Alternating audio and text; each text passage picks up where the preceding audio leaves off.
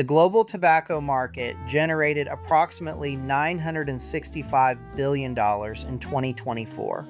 The cigarette segment alone accounted for $722 billion of that. Philip Morris International posted operating income of $13.4 billion in 2023 on revenue of $37.9 billion, an operating margin of about 35%. For comparison, Coca-Cola runs roughly 27%. FedEx runs about 6.5%. In 2015, the world's sixth largest cigarette manufacturer combined made more profit than Coca-Cola, Walt Disney, FedEx, Google, Starbucks, and McDonald's added together. That particular fact does not appear in any of the brand's marketing materials. So, how do you get in? The answer depends entirely on how literally you mean tobacco company. Tier 1. You want a premium cigar brand. You are not interested in manufacturing anything. You contract with an established factory in Nicaragua, Honduras, or the Dominican Republic. All legal, all standard industry practice. They roll your cigars to your proprietary blend specification, you put your band on them, and you sell them to tobacconists, cigar bars, and direct-to-consumer online. Total launch cost, $150,000 to $500,000. Call it $250,000 for a brand with professional packaging, proper inventory, trade show presence, legal setup, and the distribution groundwork to get into specialty retailers across 3 or 4 states. The U.S. premium cigar market was valued at approximately $12.7 billion in 2023 and growing at around 3.5% annually. The door is open at this level. The ceiling is low until you build serious distribution, and you will not see real margin for at least 2 years. Tier 2. You want to actually manufacture cigarettes in the United States.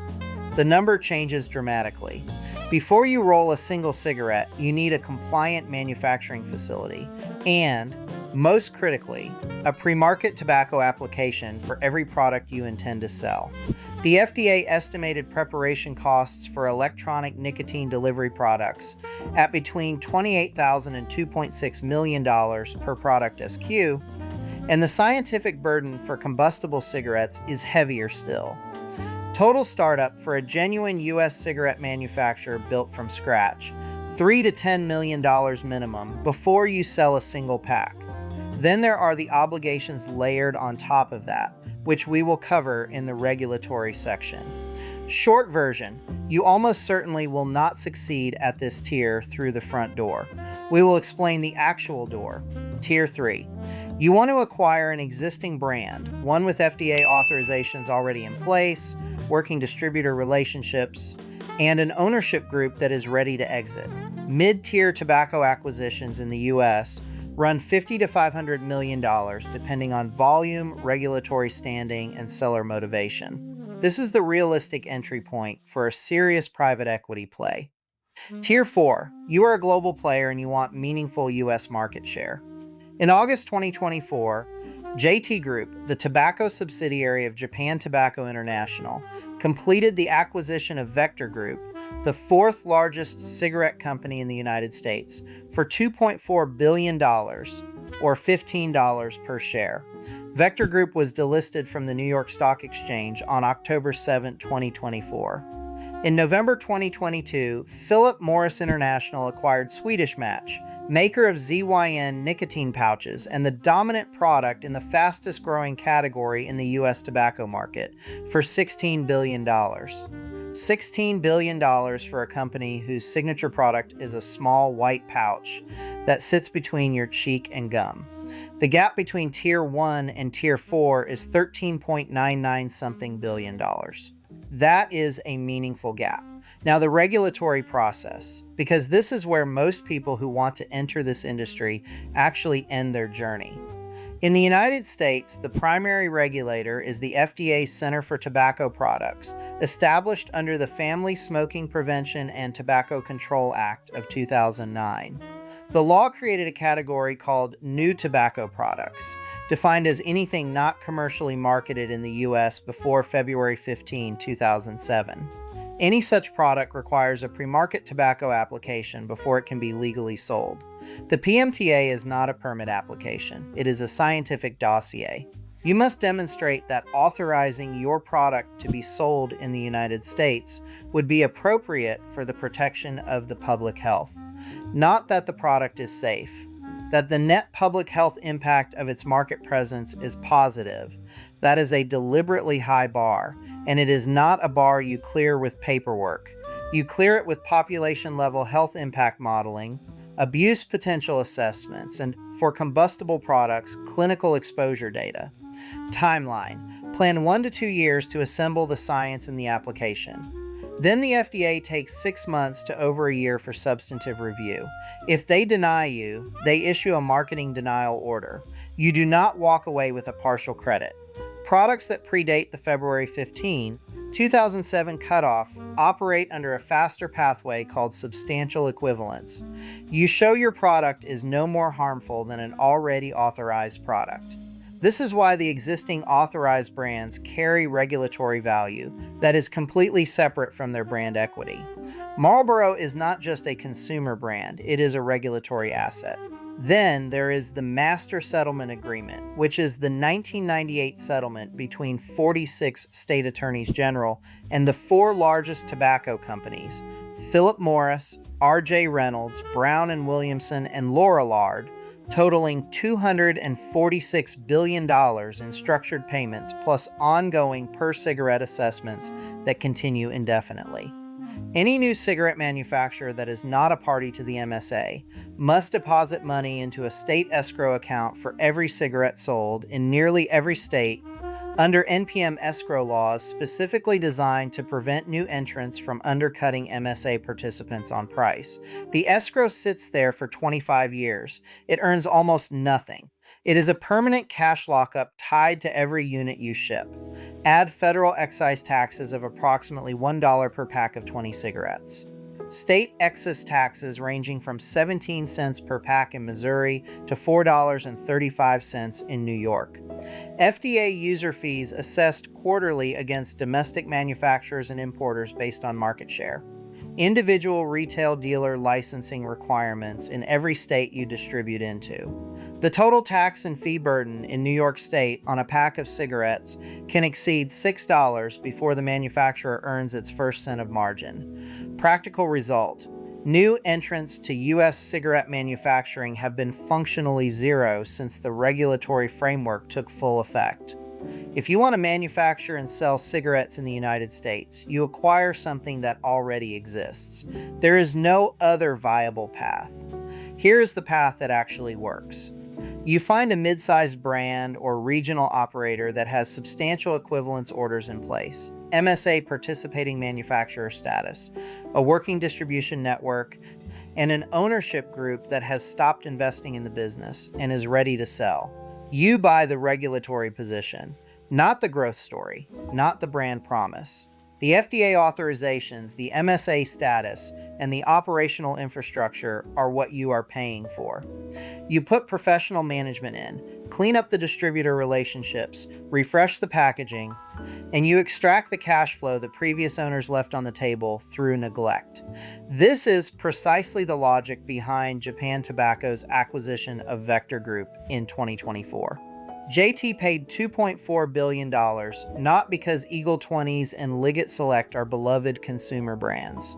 They paid it because Vector had established volume, fully authorized products, MSA compliance, and a functioning U.S. manufacturing and distribution operation. JT needed a U.S. footprint. The cost of building that from scratch, clearing regulatory hurdles, building distribution, getting MSA standing would have taken a decade and likely cost more. They bought the position instead. Philip Morris paid $16 billion for Swedish Match for the same reason. ZYN had already navigated its regulatory path, already held the dominant share in the nicotine pouch category, and the alternative for PMI was spending a decade trying to build equivalent scale from zero in the fastest growing category in U.S. nicotine. $16 billion was the shortcut price. The pattern is consistent across every tier. Acquire the authorization. Scale from existing compliance position. Do not start from scratch. Here is how the money actually works in this industry. In one sentence, you are selling something people are physiologically compelled to keep buying at a price that bears almost no relationship to what it costs to make. Think of it like printer ink. The printer is cheap. The ink cartridge costs you $30 every 2 months, and you buy it whether you want to or not because you need it. Now imagine the ink manufacturer also owns the cartridge factory, controls the distribution network, and operates inside a regulatory framework that prevents most new competitors from making cartridges at all. That is the cigarette business. The dependency is built into the product. The manufacturing process is mature. The barriers to competition are structural. The margin is the natural result of all three. Here is the small-scale version. A premium cigar manufactured in Honduras. Tobacco sourcing, fermentation, hand-rolling, aging, banding, boxing. International shipping costs the manufacturer between $4 and $8 to produce, depending on the complexity of the blend and the quality of the leaf. Your wholesale price to the tobacconist, $14 to $20. The tobacconist's retail price to the customer, $30 to $45. Your margin as the brand owner, $8 to $12 per cigar. Run 50,000 units in year 3 of a serious boutique brand. $400,000 to $600,000 in gross profit before operating overhead. Not life-changing, but structurally sound. Now apply that arithmetic at institutional scale. Philip Morris International generated $13.4 billion in operating income in 2023. The core product is cured tobacco leaf, paper, a cellulose acetate filter, and a foil overwrap. The manufacturing process has been industrially mature for 6 decades. Research and development as a percentage of revenue is not where the capital goes. The capital goes into marketing, litigation defense, and increasingly acquiring next-generation nicotine businesses before competitors do. In 2015, the world's 6 largest tobacco manufacturers made more profit combined than Coca-Cola, Disney, FedEx, Google, Starbucks, and McDonald's added together. The product mechanism is simple. The scale is not. Let's discuss what happens when you try to get creative about where you sell. British American Tobacco is the 2nd largest tobacco company in the world by revenue. Their brands include Lucky Strike, Dunhill, Kent, Pall Mall, and roughly 200 others sold across 180 markets. On April 25, 2023, the U.S. Department of Justice announced that BAT and its subsidiary, BAT Marketing Singapore, BAT MES, had agreed to pay $629 million in combined fines and penalties to resolve criminal charges. The charge: violating U.S. bank fraud laws and North Korea sanctions by selling cigarettes to North Korea through a concealed network of front companies for approximately a decade. Here is how it worked, according to the DOJ filing. In the early 2000s, BAT publicly announced it was withdrawing from North Korea following U.S. sanctions pressure. That announcement was accurate. What continued was a parallel arrangement. BTMS facilitated tobacco sales to North Korean buyers through a third-party entity called the Joint Venture Tobacco Factory, routed through intermediary companies in Singapore and China, structured to avoid triggering U.S. compliance detection systems. The arrangement ran from approximately 2007 to 2017. Sales to North Korean entities through the scheme, over $400 million. The payments cleared through U.S. correspondent banks, which established DOJ and OFAC jurisdiction over transactions that nominally originated offshore. BAT entered a deferred prosecution agreement. No conviction, provided they pay and comply with ongoing obligations. No individual BAT executives were criminally charged in the United States. The DOJ charged 3 individuals as facilitators: North Korean state banker Sim Hyun-sop and Chinese nationals Chin Goming and Han Linlin. The $629 million penalty is the largest sanction the Office of Foreign Assets Control has ever levied against a non-financial institution. BAT's operating profit in 2022 was approximately $12 billion. The fine was roughly 5% of 1 year's operating income. You will draw your own conclusions about what that ratio implies for decision-making at the margins. The second case study is a different failure mode entirely. Not criminal, just expensively, catastrophically wrong. In December 2018, Altria Group, which owns Philip Morris USA and controls roughly half of the U.S. cigarette retail market, invested $12.8 billion for a 35% stake in JUUL Labs, the e-cigarette company. The deal valued JUUL at $38 billion. Altria's thesis: U.S. cigarette volumes were in structural decline. JUUL was capturing the next generation of adult nicotine users, and owning a piece of the dominant vaping brand was the hedge against that decline. Kevin Burns was JUUL's CEO at the time of the deal. Adam Bowen and James Monsees were JUUL's co-founders. Howard Willard was Altria's CEO when Altria wrote the $12.8 billion check. By October 2019, 10 months after closing, Altria recorded a $4.5 billion pre-tax impairment charge on its JUUL stake. The cause: an abrupt and unprecedented public backlash against youth vaping, a cascade of city and state bans on flavored e-cigarettes, and the Trump administration signaling category-wide restrictions. In January 2020, Altria recorded a second impairment of $4.1 billion. Through the second half of 2020, another $2.6 billion. By mid-2021, the $12.8 billion stake was valued at approximately $1.6 billion. Total impairments across the period: more than $11 billion in under 3 years. The Federal Trade Commission also filed an antitrust complaint, alleging the deal was structured to eliminate Altria as a competitor in e-cigarettes, adding regulatory liability on top of the financial destruction. Howard Willard departed as Altria's CEO in April 2020, officially for health reasons related to a COVID-19 illness. Kevin Burns left JUUL as CEO in September 2019 before the full scale of the regulatory collapse became public. Nobody went to prison. Altria's shareholders absorbed the losses. If you held Altria stock at the moment the JUUL deal was announced and sold at the point where all the impairments were recognized, you had approximately 3 of the worst years available in large-cap consumer staples. The specific failure mode here is this: Altria priced their investment at top-of-market valuation, $38 billion, for a company in a product category whose regulatory future was completely opaque. They paid certainty equivalent prices for maximum uncertainty. Then the uncertainty resolved against them at scale all at once. That sequence of events, peak price, maximum risk, fast resolution, is a pattern that appears repeatedly in this industry. Remember it. 4 rules come directly out of those 2 cases. 1. Regulatory risk in this industry is not a variable to model. It is the business.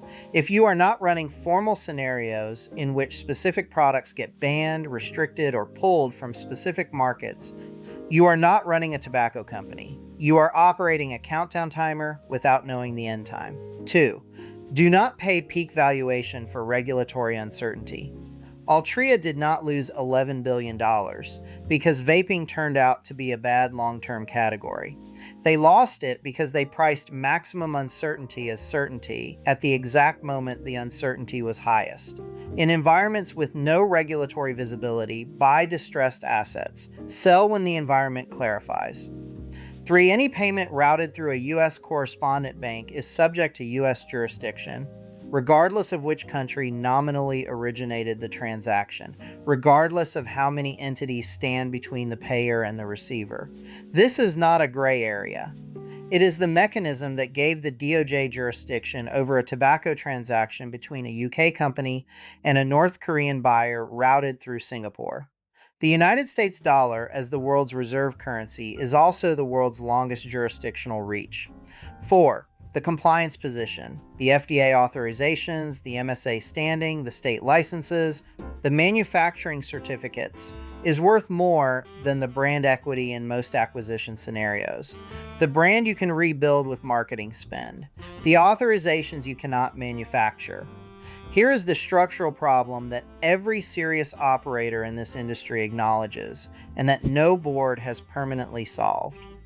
U.S. cigarette shipment volumes fell by an estimated 8 to 9% in 2023 and by an estimated 8 to 11% in 2024. Total domestic cigarette shipments went from 927 billion units in 2012 to 617 billion units in 2024. That is a 33% decline in 12 years, and the rate of decline appears to be accelerating. The mechanism by which the major cigarette companies have maintained profitability through this volume erosion is price. Marlboro cost less than $1 a pack in 1980 and retails at $8 to $12 today, depending on your state. Systematic price increases have so far more than offset volume loss. At some point, that price elasticity runs out. The global picture is less dire. The overall tobacco market is projected to grow at approximately 2.6% annually through 2034, driven primarily by smoke-free products, nicotine pouches, heated tobacco, oral nicotine in developing markets and in Europe, where regulation on these categories is less severe than on combustibles. This is the underlying strategic logic behind every major acquisition in the space over the last 4 years. PMI bought Swedish Match for ZYN because nicotine pouches are growing while cigarettes are shrinking. JT bought Vector Group in part to gain U.S. distribution infrastructure that can carry smoke-free products. The entire industry is managing the same transition. Extract cash from the combustible business while building the next generation portfolio fast enough that the revenue curves cross before the combustible volume falls off the cliff entirely. The question for a new entrant today is not whether cigarette volumes in the United States will continue to decline. They will. The question is whether what you are buying is a cash cow with a long and profitable tail, or whether you are buying the last few milkings of a dying animal. The honest answer depends on geography, product category, and your investment horizon. You will not know if you made the right call for approximately 10 years. Plan accordingly. Time to pull it all together and answer the actual question. How much money do you actually make if you do this right? Scenario 1. Boutique premium cigar brand. You invest $250,000. White label manufacturing contract in Nicaragua. Professional branding and packaging design. Initial inventory of 30,000 cigars. Legal setup including FDA registration and state licensing in your target markets. And trade show costs for year 1. You spend year 1 building distribution, industry trade shows, direct outreach to tobacconists and cigar lounges, trying to get shelf space in specialty retailers across 5 states. You lose money in year 1. That is expected and budgeted. By year 3, you are moving 50,000 cigars annually at an average wholesale price of $18. Revenue, $900,000. Manufacturing cost including tobacco leaf, rolling, aging, banding, boxing, and international shipping. $7 per cigar, $350,000 total. Operating overhead including compliance, insurance, storage, trade marketing, and a part-time sales representative. $220,000. Net operating profit in year 3, $330,000. Payback on your initial investment from first profitability, under a year. Total time from launch to recovered capital, approximately 3.5 years if you hit your unit targets. Realistic ceiling without a major capital reinvestment, $3 to $5 million in annual revenue, generating $700,000 to $1 million in annual operating profit. Not a fortune, a solid, defensible business. Scenario 2. Mid-size cigarette brand acquisition. You identify a regional U.S. cigarette brand generating $25 million in annual revenue with existing FDA substantial equivalence authorizations, MSA participating manufacturer status, and an ownership group that has not invested in marketing for 6 years. Acquisition price, $50 million, a 2x revenue multiple, which is realistic for a distressed but profitable tobacco asset with clean regulatory standing. Existing operating margin at purchase, approximately 25%, or $6.25 million per year. You spend the first 2 years fixing distributor relationships, refreshing packaging across the product line, and building a real field sales organization. You do not launch new products. You operate existing authorizations. By year 4, revenue has grown to $32 million and operating margin has expanded to 28%, $8.96 million in annual operating income. Assuming a 2x revenue exit valuation at year 7, $64 million, combined with approximately $42 million in cumulative distributions across the hold period, your total realized return is roughly $106 million against a $50 million entry. That is an annualized return of approximately 11% before taxes and deal costs. That is not spectacular. That is the factual arithmetic of a slow decay asset managed competently over a full cycle. The difference between those two outcomes is not the product. It is the regulatory position you are acquiring and your ability to extract value from it without triggering the gauntlet that destroyed Tier 2 entrants. So here is where we landed. The most profitable consumer product business in the world, an industry that generated nearly $1 trillion in 2024, at margins that would be the envy of most technology companies, is also one of the most tightly regulated, most litigated, and most structurally constrained categories you can choose to own. The product requires no meaningful innovation.